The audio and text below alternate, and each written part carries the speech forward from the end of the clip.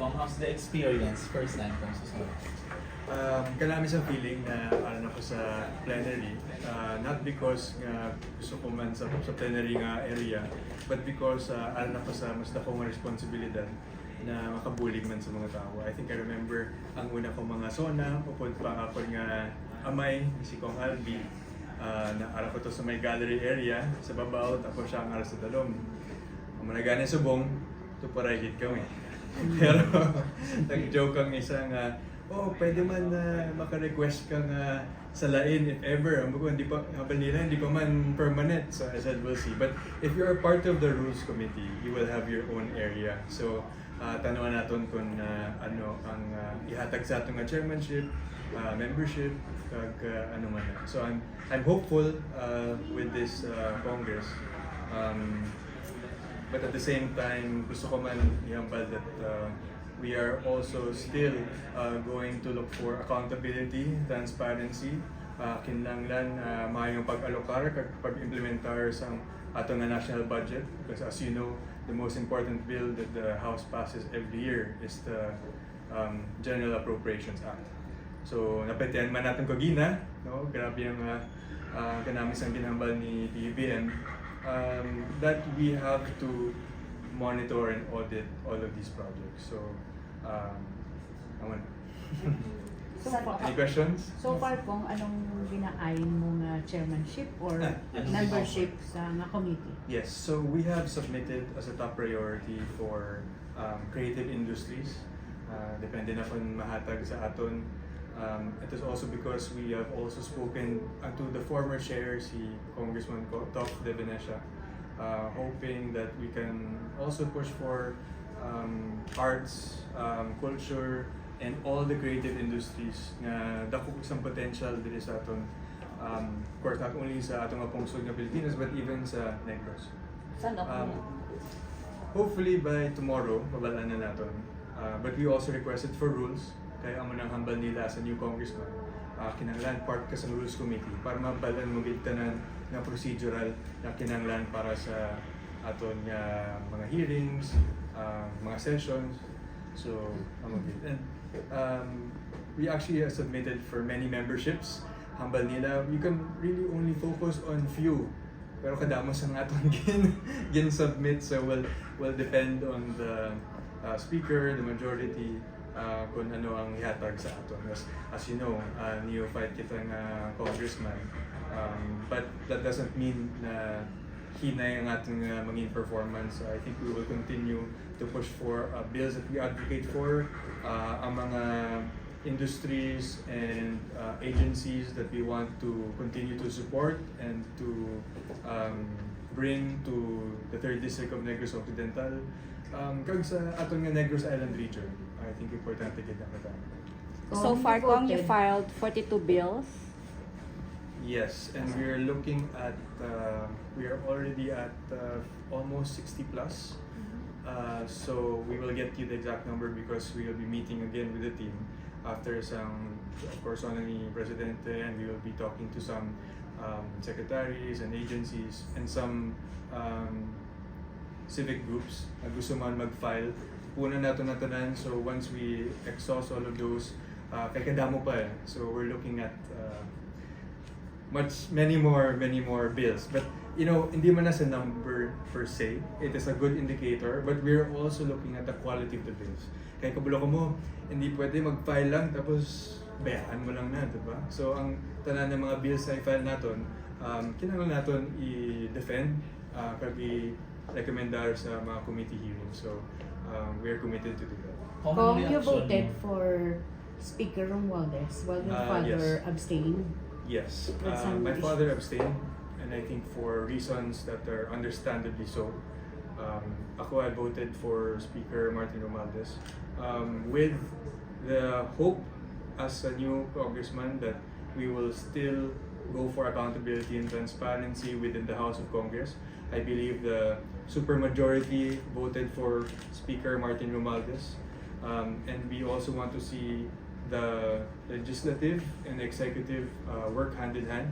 At the end of the day, it is not only the speaker who's involved in the House, kita man at tanan, So let us see how that works. What Ano about on reaction the mo po sa SONA ni PBBM?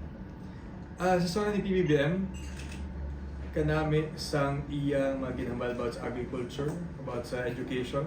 Actually, kita mo man, nag-notes man today. Pero kabla ko nga ay gusto ko tani mabatian sa iya ang evacuation center para sa mga kanlaon. I remember pila ka tuig na pagkadto naton sa even la Castellana pagbisita naton ay mga soft projects, mga assistance. Ginhambal niya liwat ang evacuation center pag story ako kay Mayor May.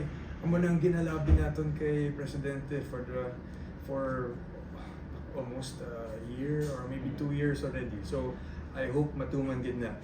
When I heard evacuation center, kay kami sa Victorias may era kami, which we also requested for.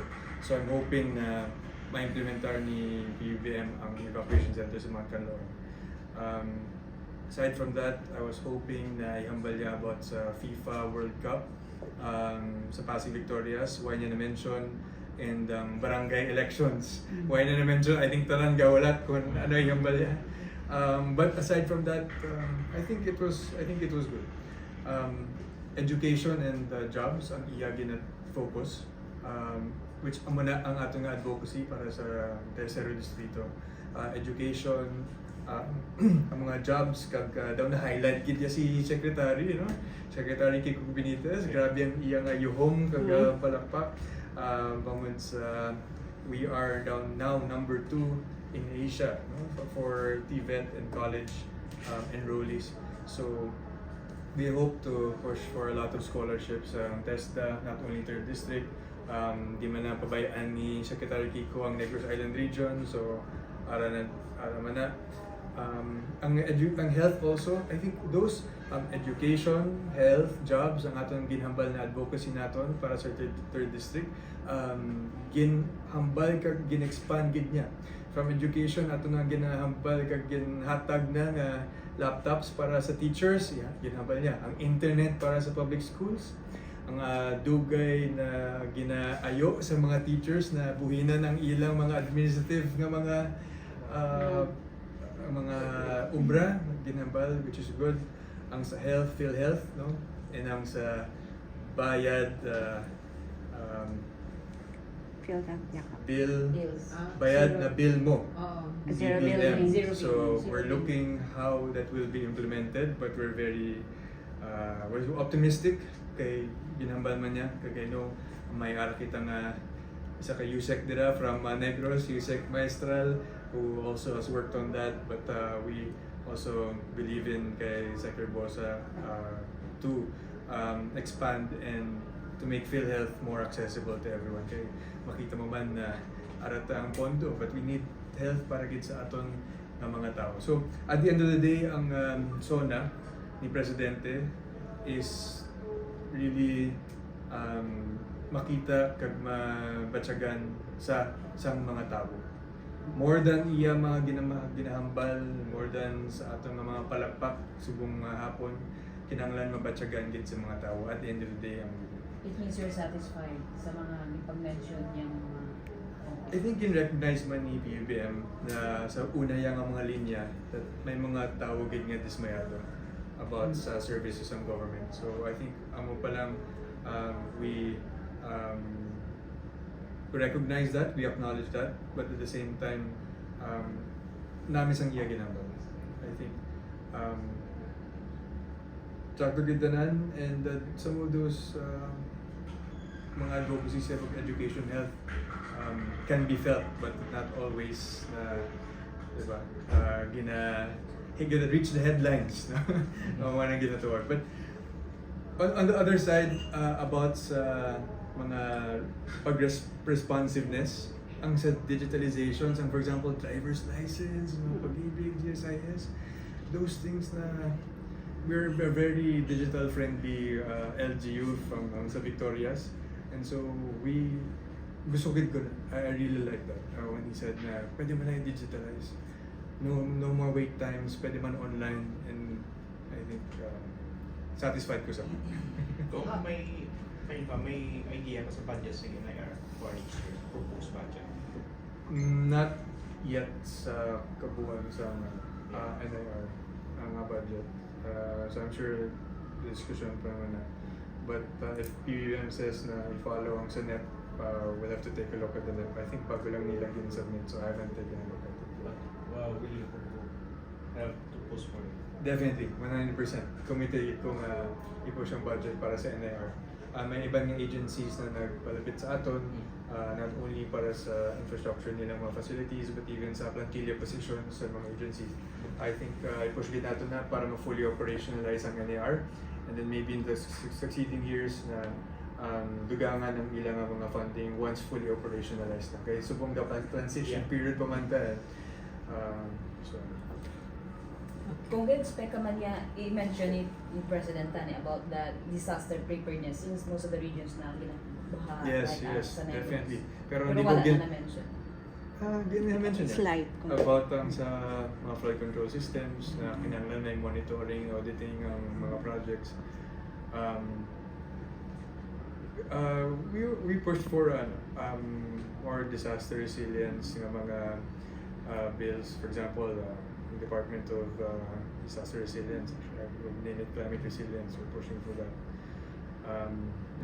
We also want to take a look at mga feasibility studies and mga using data-driven nga mga mapping para gid antes ka magbutang sa isa ka project dapat may check to mga feasibility study kag check to ninyo mo nga ginabutangan. I think that's national issue na kinahanglan yun. So yeah, na-mention man yan but in a different way. Nakibot ko sang iya nga ginahambal Shame about sa on mga you. program doon. Mahiya naman kayo. Shame. Which, yeah. So, hindi pa mo In pala terms ang kung sa barangay. sang infra project, is there any project you have in mind to do sa 3rd district, like for instance, hospital sa Talisay? Okay, good question. Sa hospital sa Talisay, we'll have to assess that and take a look into kung kailangan gid hospital sa Talisay. But certainly, ang mga primary care facilities, ang bukas centers, we can lobby for those. There's a difference pag ginatawag ng hospital kag sa mga primary care facility. Kada ko sa mga requirements sa hospital. Sa mga primary care facilities, mga bukas centers, those are more feasible to do at the same time mabadyagan din sa mga tao. So, we're looking forward to that. What happened to the Victoria City General Hospital? The Victoria City General Hospital has been approved, still awaiting funding. So, ang subong kina-finalize pa natin ang plan with the Abelardo and Remedios Bantog Memorial Hospital and Super Health Center. So, I think as we'll get those operationalized and then we can talk about ang Victoria City General Hospital. Kay dira pa lang dako na sa mga kinanglan. Kahit gina-expand pa ng PhilHealth, so we'll take a look at that. Kung message mo as sa 100 days, for the first 100 days, ang mga priority mo for the 3rd district. So the first 100 days, we will be pushing for quality bills. We will be awaiting our committee memberships, but at the same time, i-advocate din natin ang aton permit na ina-advocate for ang education, health, jobs, kag housing. So, Ano lang taon na